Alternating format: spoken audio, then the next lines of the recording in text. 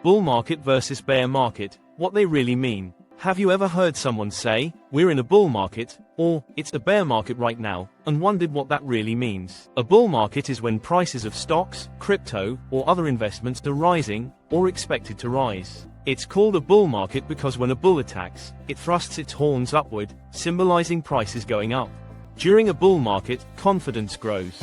Then there's the bear market. In a bear market, stocks may drop 20% or more. Bear markets don't last forever. They reset prices, remove excess, and make room for the next rise. The key is not to panic when things fall, and not to get greedy when things rise. Focus on the long term. Stick to your plan. Because both the bull and the bear are part of one natural cycle. One brings excitement, the other brings valuable lessons. So whether the market is charging upward or slowing down for a while, stay calm, stay informed, and remember, time in the market always beats timing the market.